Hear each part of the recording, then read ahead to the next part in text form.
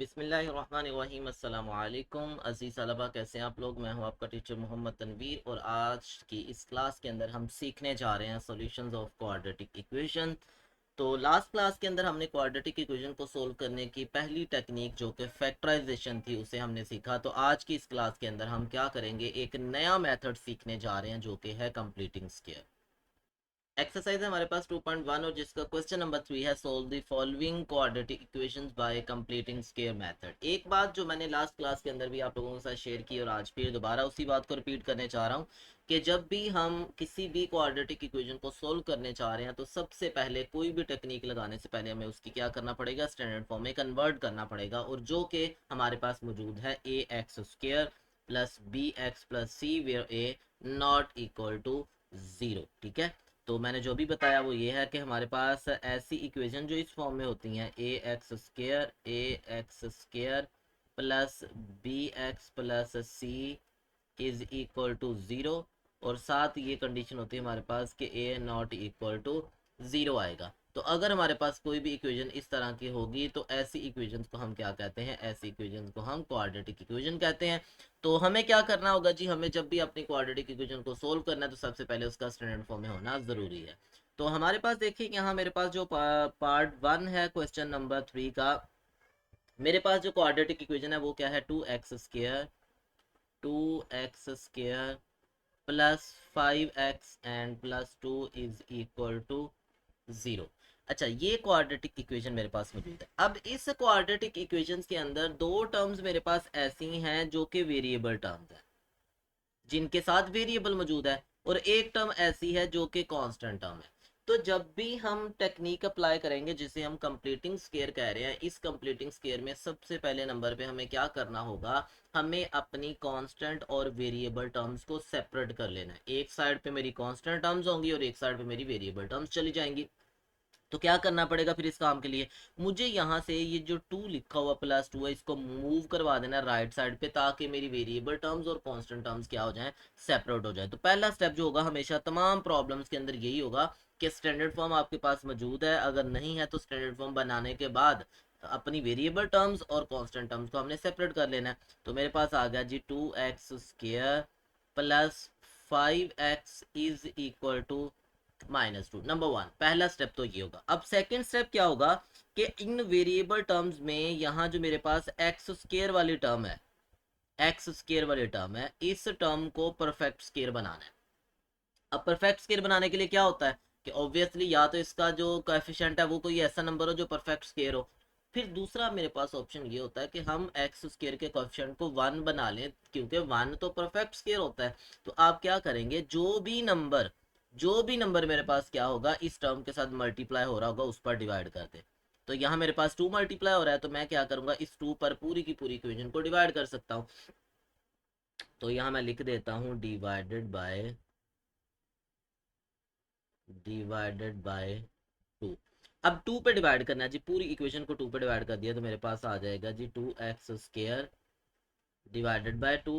उसके बाद प्लस आ जाएगा 5x divided by 2 is equal to -2 divided by 2। तो इसको सिंप्लीफाई करते हैं। फर्स्ट है मेरे पास क्या आ जाएगी x², उसके बाद क्या आ गया जी +5 divided by 2x is equal to -1 आ गया। तो ये जी हमारे पास क्या आ गया, फर्स्ट वन हिस्सा। जो सेकंड स्टेप था हमारा कि मैंने कहा कि आप क्या करें, जो भी आपके पास क्वाड्रेटिक इक्वेशन आती है आप क्या करो, उस क्वाड्रेटिक इक्वेशन की वेरिएबल और कांस्टेंट टर्म को सेपरेट कर लो, नंबर 1। नंबर 2 हम क्या कर रहे हैं, जो एक्स स्क्वायर वाली टर्म है उसका कोएफिशिएंट 1 बना रहे हैं, क्योंकि 1 एक परफेक्ट स्क्वायर होता है। तो दो काम हमने ये किए, दो स्टेप्स है। अब तीसरा काम क्या करना है, अब तीसरा काम मुझे ये करना है कि अब मुझे यहाँ स्केयर कंप्लीट करना है। ठीक है, अब स्केयर कंप्लीट करना है तो स्केयर कंप्लीट करने के लिए हमारे पास क्या होती हैं, हमारे पास जो ऑप्शंस हैं, दो तरह के ऑप्शंस मौजूद हैं, यानी कि दो तरह के फार्मूलाज मौजूद हैं जिनके थ्रू हम क्या कर सकते हैं, अपना स्केयर कंप्लीट कर सकते हैं। पहला ये कि मेरे पास किसी तरह ये वाली फॉर्म आ जाए, a square plus 2ab plus b square, तो हम इसका कंप्लीट करके स्केयर लिख सकेंगे a plus b whole square. अब सेकेंड पॉसिबिलिटी ये है कि मेरे पास मौजूद हो ए स्केयर -2ab और अगेन प्लस बी स्केयर, तो हम इसको लिख सकेंगे a minus b whole square. अब इन दो फार्मूलाज के अलावा कोई तीसरा फार्मूला हमारे पास कंप्लीटिंग स्केयर का यहाँ यूज नहीं होने वाला। तो ये हमारे लिए इंपॉर्टेंट फार्मूलाज है, मुझे क्या करना है, इन फार्मूलाज को कंप्लीट करने की कोशिश करनी है। ठीक है, अब कैसे करेंगे, तो आए क्वेश्चन की तरफ चलते हैं। तो मेरे पास अभी जो फार्मूला के अंदर पहली टर्म है वो है एक्स स्केयर, तो मैंने ब्रैकेट लगा के लिख दिया एक्स स्केयर। अब इसके बाद लिखा हुआ प्लस, अगर प्लस लिखा हो तो हम खुद से लिख देंगे प्लस टू, ए के लिए मैंने ब्रैकेट क्लोज कर दी, बी के लिए मैंने यहाँ ब्रैकेट क्लोज कर दी, is equal to right hand side पे मैंने क्या लिखा, -1 एज इट इज लिख दिया। अब देखिए मेरे पास फर्स्ट टर्म थी एक्स स्केयर, मैंने एक्स स्केयर को एज इट इज लिख दिया। अब सेकंड जब मेरे पास वैल्यू आई तो यहाँ मैं क्या करूंगा, पहली ब्रैकेट के अंदर यही वाला एक्स शिफ्ट कर दूंगा, यही वाला एक्स यहाँ शिफ्ट कर दूंगा। अब मुझे निकालनी है सेकंड पे एक ऐसी वैल्यू चाहिए जो मैं पुट करूं यहाँ, तो इन इस सारे के सारे हिस्से का जो मेरे पास प्रोडक्ट है, जो सारे के सारे इस हिस्से का प्रोडक्ट है वो किसके बराबर आ जाए, वो आ जाए मेरे पास 5/2 एक्स। ठीक है, तो ये मैंने देखना है। अब ये कैसे फाइंड आउट करेंगे, मैंने क्या किया है असल में, मैंने फर्स्ट टर्म का एज इट इज स्केयर बना दिया, सेकंड में मैंने लिखा 5/2 की जगह पे अकेला 2 लिखा, और साथ एक्स आ गया फर्स्ट टर्म। तो सेकंड में मैं ब्रैकेट में एक ऐसा नंबर फाइंड आउट करना चाह रहा हूँ जिसको मैं यहाँ लिखूँ तो मेरा आंसर क्या आ जाए, 5/2। तो मुझे क्या करना होगा, सिंपली जो 5/2 मेरे पास वैल्यू आएगी, यहाँ जो एक्स स्केयर का कोएफिशिएंट है, यहाँ जो एक्स स्केयर का कोएफिशिएंट है जो कि है मेरे पास 5/2, इस 5/2 के साथ, इस 5/2 के साथ मुझे 1/2 को मल्टीप्लाई कर देना है। जब मैंने 1/2 से मल्टीप्लाई किया तो मेरा आंसर आया 5/4। तो इसका मतलब ये हुआ यहाँ ब्रैकेट के अंदर मुझे लिखना पड़ेगा 5/4। तो देखें इसको जब मैं सिंप्लीफाई करता हूँ तो आफ्टर सिंप्लीफिकेशन ये मेरे पास क्या रह जाता है, 5/2। अच्छा, ये फॉर्म लिखने का मकसद क्या था, ये फॉर्म लिखने का मकसद ये था कि मैं अपने फार्मूला में देख रहा हूँ मेरी फर्स्ट टर्म क्या होती है, एक्स स्केयर, तो यहाँ भी ये एक्स स्केयर बन गया। ठीक है, सेकंड टर्म क्या होती है, +2x और y, या मैं यूं कहूँ ए स्केयर, तो फर्स्ट टर्म मेरी ए स्केयर और सेकंड टर्म आ जाएगी +2ab। अब यहाँ से मुझे ये पता चला कि ये वाली जो मेरे पास टर्म है इस टर्म को हम ए कहेंगे, और ये वाली जो टर्म होगी इस टर्म को हम क्या कहेंगे, बी कहेंगे, और ये मेरे पास क्या लिखा हुआ है, ए स्केयर। तो देखें क्या लिखा है, ए स्केयर +2ab। अब मेरा मेथड था कंप्लीटिंग स्केयर, इसका स्केयर कंप्लीट तब होगा जब मेरे पास ये बी स्केयर होगा। तो देखो इक्वेशंस के अंदर क्या बी स्केयर ऐड किया जा सकता है, तो जी किया जा सकता है। तो मैं दोनों तरफ अब क्या लिखूंगा, एडिंग, स्केयर कंप्लीट करने के लिए एडिंग, क्या ऐड करना है मैंने, 5/4 इसका स्केयर ऑन बोथ साइड, दोनों तरफ मुझे इसका स्केयर क्या करना है, ऐड करना है जी इस क्वेश्चन के अंदर। तो दोनों तरफ मैं इसका स्केयर ऐड करने जा रहा हूँ, तो लेफ्ट हैंड साइड मेरे पास आ जाएगी एक्स इसका स्केयर +2 फार्मूले का, ए की जगह पे एक्स आ रहा है, बी की जगह पे क्या आ रहा है, 5/4 इज इक्वल टू -1 मौजूद है। और मैंने कहा कि दोनों तरफ मैं एक स्केयर ऐड कर रहा हूँ, कौन सी वाली वैल्यू ऐड कर रहा हूँ, 5/4 इसका स्केयर, जो लेफ्ट पे ऐड करूंगा वही वाली वैल्यू मुझे क्या करनी है, यहाँ राइट साइड पे भी ऐड करनी है। ठीक है, तो जब राइट साइड मैंने इसी वैल्यू को ऐड कर दिया तो लेफ्ट हैंड साइड तो मेरा परफेक्ट स्केयर बना। और कौन से वाला स्केयर बना,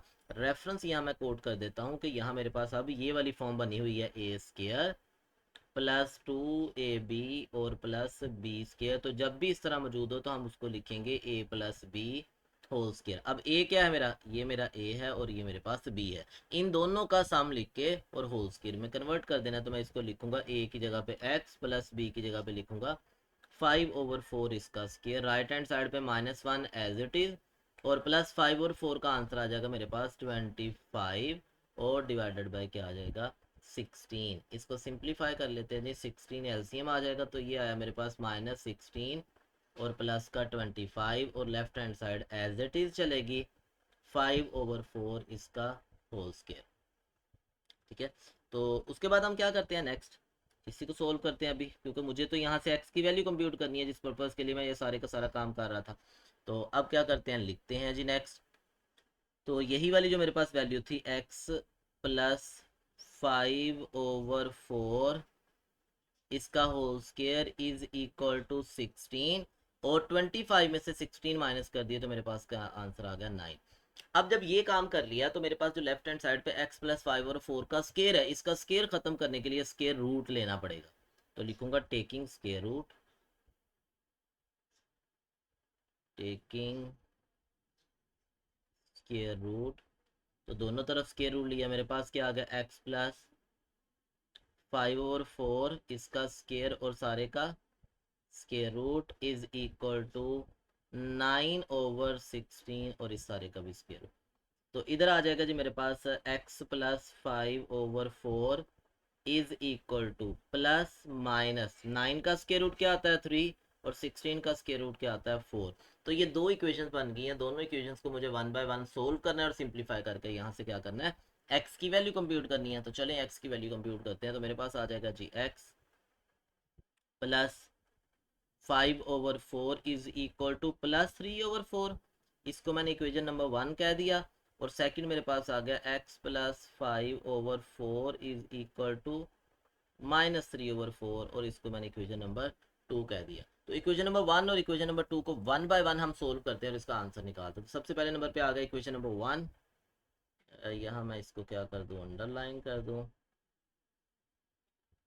ठीक है, तो यहाँ से मैं लिखने जा रहा हूँ जी equation number 1। Equation number 1 implies that, और वो क्या है मेरे पास x plus 5/4 is equal to 3/4। x की वैल्यू कंप्यूट करनी है मुझे, तो ये आ जाएगा 3/4 माइनस आ जाएगा इधर आके 5/4। दोनों का एलसीएम लेते हैं।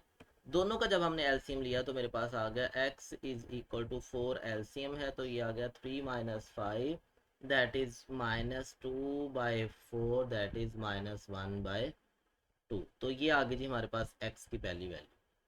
सेम लाइक हम क्या करते हैं, इक्वेशन नंबर 2 को सिंप्लीफाई करते हैं। तो इक्वेशन नंबर 2 भी मेरे पास क्या है, x plus 5/4 is equal to -3/4।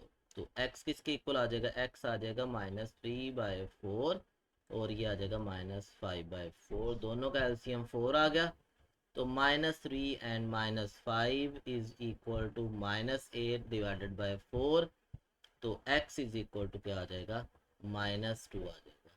तो ये x का दूसरा आ गया आंसर। तो यहाँ हम क्या कर देंगे, सोल्यूशन सेट राइट कर देंगे। सोल्यूशन सेट में सबसे पहले नंबर पे आ जाएगा -2 और देन आ जाएगा -1/2। तो ये था जी हमारे पास मेथड जिसे हम क्या कहते हैं, कंप्लीटिंग स्क्वायर। और प्रॉब्लम सॉल्व करते हैं। एक्सटीसी का देखें हमारे पास जो पार्ट नंबर 2 है उसमें ऑलरेडी देखें, पहली बात तो यह है कि हमारे पास एक ये क्वाड्रेटिक इक्वेशन की स्टैंडर्ड फॉर्म है नंबर 1। नंबर 2 हमने जो चीज़ ऑब्जर्व की कि उसने खुद ही देखें वेरिएबल्स और कांस्टेंट टर्म्स को सेपरेट करके लिखा हुआ है। इसका मतलब जो पहला स्टेप है अब हमें यहाँ नहीं करना पड़ेगा, ये ऑलरेडी हमारे पास किया हुआ पहले से ये ऑलरेडी डन है। ठीक है, तो हम आते हैं सेकंड स्टेप पे। सेकंड स्टेप में हम क्या कर रहे थे कि एक्स स्केयर जो था उसके कोएफिशिएंट को 1 बनाते थे, लेकिन यहाँ तो ऑलरेडी देखें हमारे पास क्या है, वो 1 ही मौजूद है। तो इसका मतलब जो स्टेप नंबर 2 है वो भी उसने खुद ही करके दे दिया। तो हमारा क्वेश्चन जो है वो और ज़्यादा आसान हो गया। तो क्वेश्चन के अंदर जो एक्स स्केयर है उसका कोएफिशिएंट जो है वो 1 है, नंबर 1। और नंबर 2 उसने क्या किया, उसकी जो कांस्टेंट और वेरिएबल टर्म्स है उनको भी सेपरेट करके दिया। तो हम कहाँ जाएंगे, हम थर्ड स्टेप पे जाएंगे, हम इसका स्केयर कंप्लीट करते हैं। तो स्केयर कंप्लीट करने के लिए क्या करेंगे, सबसे पहले वाली टर्म जो थी मैंने कहा था उसका आपने क्या करना है, स्केयर एज इट इज लिखना है। अब आ जाए दूसरी टर्म पे। अब दूसरी टर्म अगर प्लस की हो तो हम हमेशा +2 ही लिखेंगे। ठीक है, अगर माइनस हो तो हम क्या करेंगे, हमेशा -2 ही लिखेंगे। तो यहाँ प्लस है, मैंने +2 लिखा। तो मैंने कहा इसके साथ हमने दो ब्रैकेट्स लगानी है। दो ब्रैकेट्स लगाने के बाद राइट हैंड साइड पे क्या आ जाएगा, 42। अब इन ब्रैकेट्स को डील कैसे करना है, इन ब्रैकेट्स को डील करते वक्त बच्चे सबसे पहले वाली क्वेश्चन इक्वेशन हो सॉरी वैल्यू होगी एक्स की, वो हम क्या करेंगे, फर्स्ट ब्रैकेट के अंदर पुट कर देंगे। अब मुझे क्या करना है, सेकंड ब्रैकेट में क्या लिखा जाएगा। तो सेकंड ब्रैकेट में क्या लिखा जाएगा उसके लिए हम क्या करते होते थे, एक्स का कोएफिशिएंट देखते थे। तो यहाँ एक्स का कोएफिशिएंट क्या है, 1। पिछले वाले क्वेश्चन में वो 1 नहीं था। ठीक है, पिछले वाले क्वेश्चन में 5/2 था। तो यहाँ मेरे पास क्या है, 1 है। तो जो भी आंसर आएगा 1 होगा या कोई भी नंबर होगा, उस नंबर को आपने 1/2 से मल्टीप्लाई कर देना था। तो मेरे पास 1 है, मैंने इस 1 को 1/2 से मल्टीप्लाई किया तो आंसर क्या है मेरे पास, 1/2। इसका मतलब सेकंड ब्रैकेट में क्या लिखा जाएगा, 1/2 लिखा जाएगा। अब इस 1/2 से हमें क्या चीज समझ आई, इस 1/2 से हमें बेसिकली एक वैल्यू मिली है। हम कहते हैं कि अगर पहले वाली वैल्यू मेरे पास ए स्केयर है तो ये वाली वैल्यू क्या बन जाएगी, 2ab। ठीक है, तो ये मेरे पास क्या आ जाएगा, ए आ जाएगा और ये मेरे पास क्या आ जाएगा, बी आ जाएगा। तो मुझे बी का पता चल गया। अब अगर किसी तरह यहाँ बी स्केयर लिखा जाए तो बी स्केयर लिखने के बाद यहाँ से मेरे पास ये क्या चीज बन जाएगी, ये चीज बन जाएगी मेरे पास a प्लस बी का होल स्केयर। बस यही चीज कंप्लीट करने के लिए हमने b फाइंड आउट किया। लेकिन हमें क्या चाहिए, इस b का स्केयर चाहिए, लेकिन वो भी ऐड होता हुआ। तो हम क्या करेंगे, इस b के स्केयर को ऐड करेंगे। तो बी के स्केयर को ऐड करने के लिए हम क्या लिखते हैं, फिर हम लिखेंगे एडिंग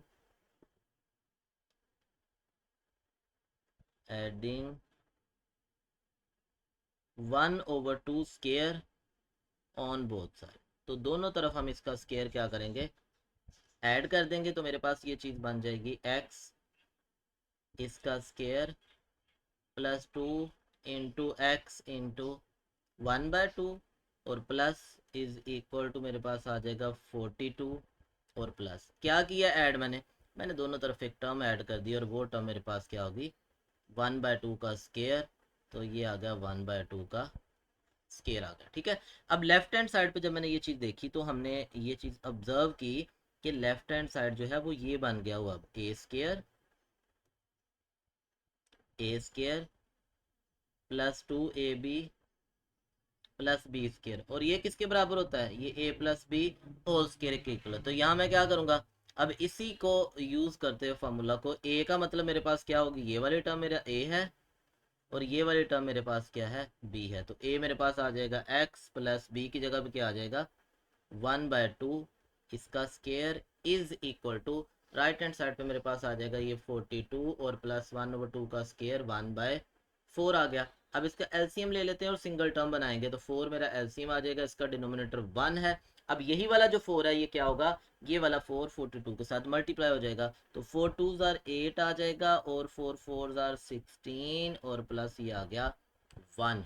तो यहाँ से मेरे पास ये चीज़ क्या बन गई, ये चीज़ बनेगी मेरे पास x +1/2 इसका square is equal to 4 LCM आ गया और ये आ गया जी मेरे पास 169।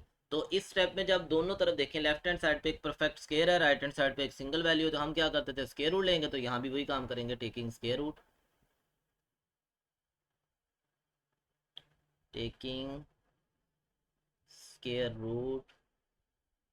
ऑन बोथ साइड, क्योंकि इक्वेशन है दोनों तरफ हमें ये काम करना पड़ेगा।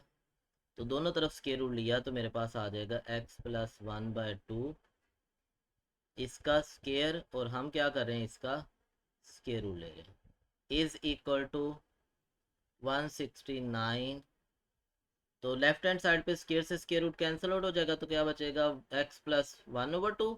राइट हैंड साइड पे आएगा मेरे पास प्लस में और माइनस में 1, माइनस में आंसर। तो 169 का स्केयर रूट लेंगे तो मेरे पास आ जाएगा 13 और 4 का स्केयर लूंगे तो क्या आ जाएगा 2।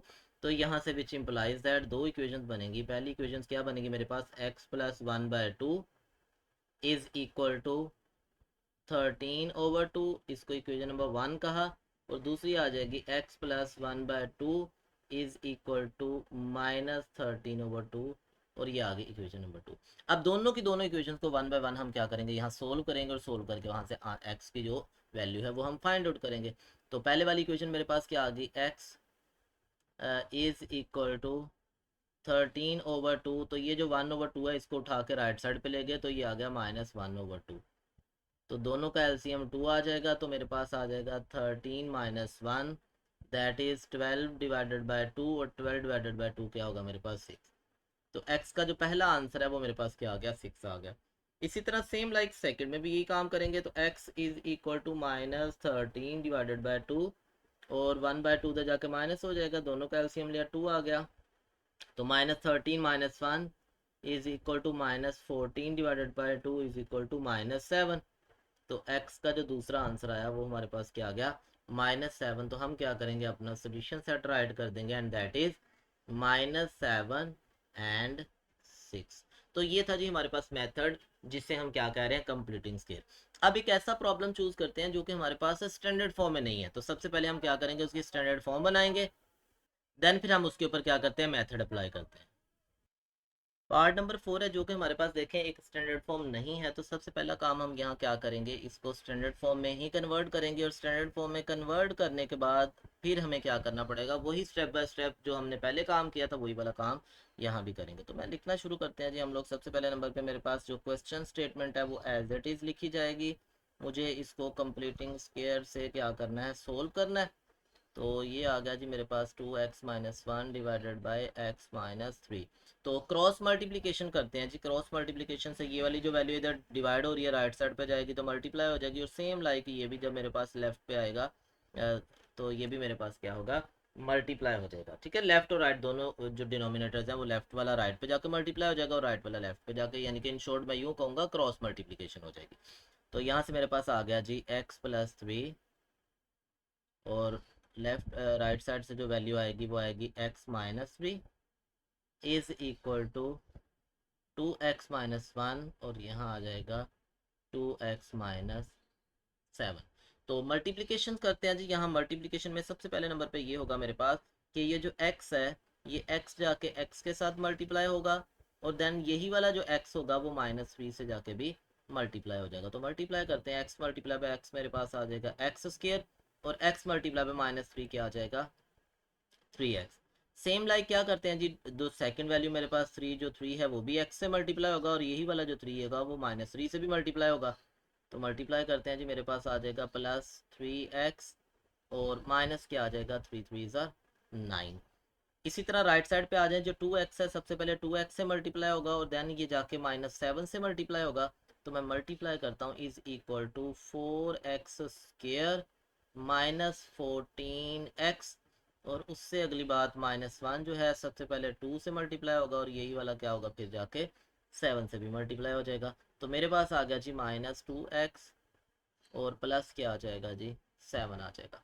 तो सिंप्लीफाई करते हैं, यहाँ 3x से 3x कैंसिल आउट हो गया, तो मेरे पास बचा x² -9 is equal to 4x² -14, और -2x कितने हो गए, -16x, और प्लस क्या आ जाएगा, 7 आ जाएगा।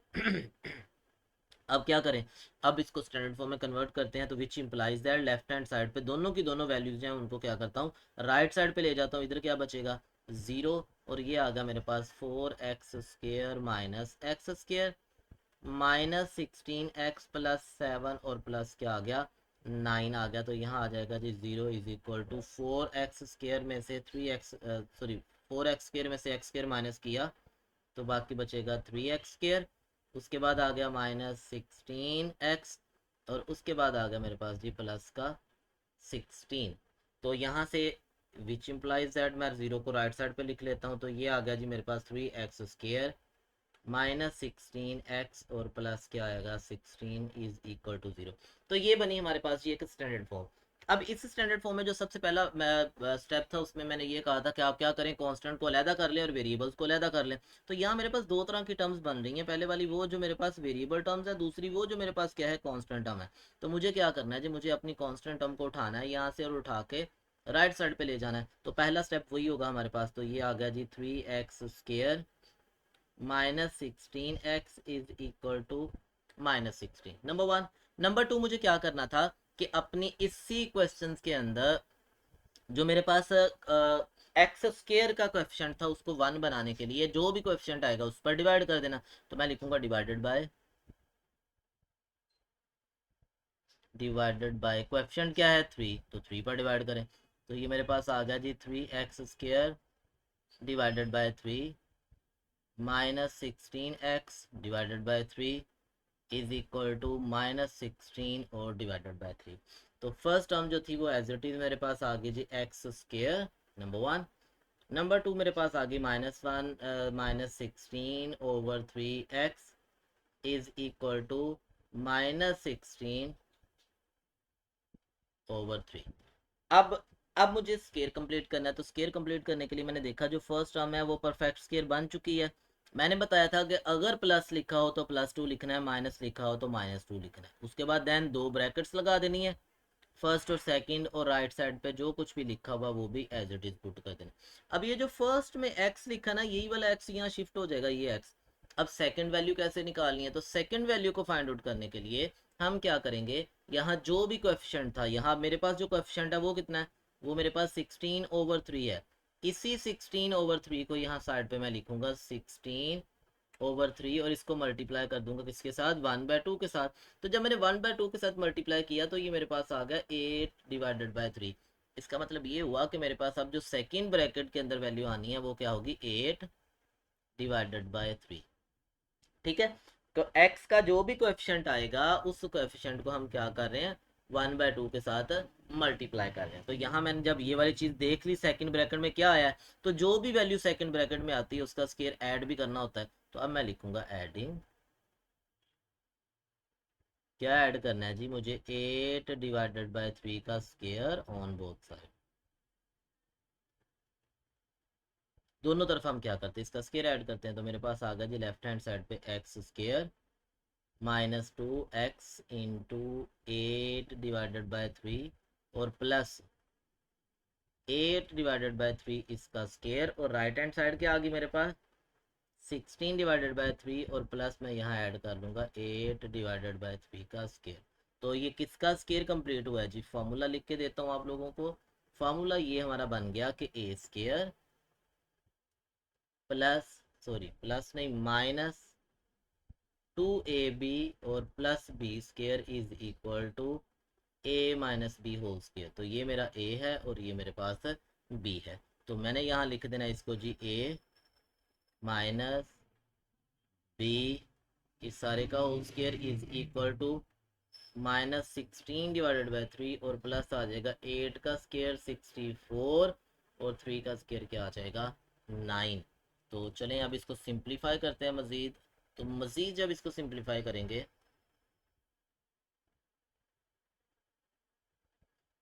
तो सिंप्लीफाई करते हैं जी, मेरे पास आ गया x -8/3 इसका square is equal to 9, LCM आ जाएगा।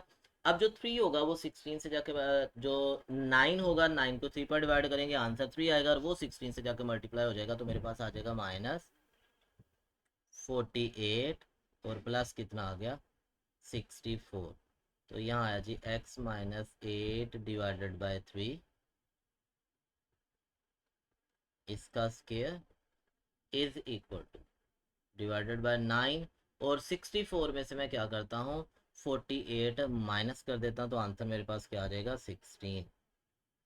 ठीक है, तो पॉजिटिव 16 आ गया। अब क्या करते हैं जी, अब मुझे स्केयर खत्म करने के लिए स्केयर रूट लेना है। तो मैं लिखता हूँ टेकिंग स्केयर रूट,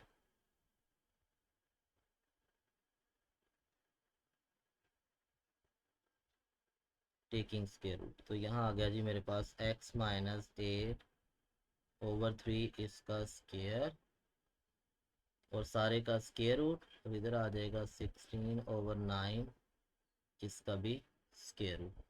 तो क्या आंसर आ गया मेरे पास, मेरे पास जो आंसर है वो कुछ यूँ आ जाएगा जी x -8/3 इज इक्वल टू +-4/3। तो दो इक्वेशन बनेगी, सबसे पहले विच इम्प्लाइज दैट, मैं यहाँ से दोनों इक्वेशन बना देता हूँ। तो ये आ जाएगा x -8/3 इज इक्वल टू 4/3, और सेकंड इक्वेशन क्या बनेगी मेरे पास x -8/3 इज इक्वल टू -4/3। तो x इज इक्वल टू 4/3 और 8 जो था राइट साइड पे क्या हो जाएगा प्लस हो जाएगा।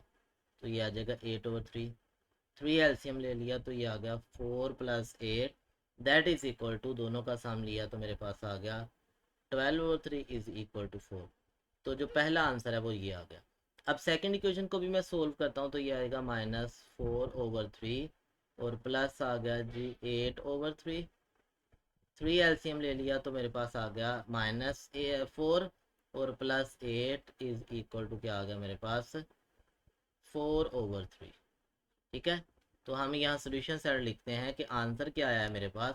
आंसर जो था वो हमारे पास 4/3 एंड 4, ये हमारे पास क्या आया सोल्यूशन। तो ये था जी हमारे पास मेथड जिसके अंदर हमने सीखा कि किस तरह हम क्या करते हैं अपनी क्वाड्रेटिक इक्वेशन को सोल्व करते हैं बाय यूजिंग कंप्लीटिंग स्केयर। तो इंशाल्लाह नेक्स्ट वीडियो के अंदर हम एक नई टेक्निक सीखेंगे कि अपनी क्वाड्रेटिक इक्वेशंस को अगर किसी और मेथड से भी सोल्व करना हो तो हम कैसे सोल्व करते हैं। इंशाल्लाह दोबारा मिलेंगे, इजाज़त दें, तब तक के लिए अल्लाह हाफिज़।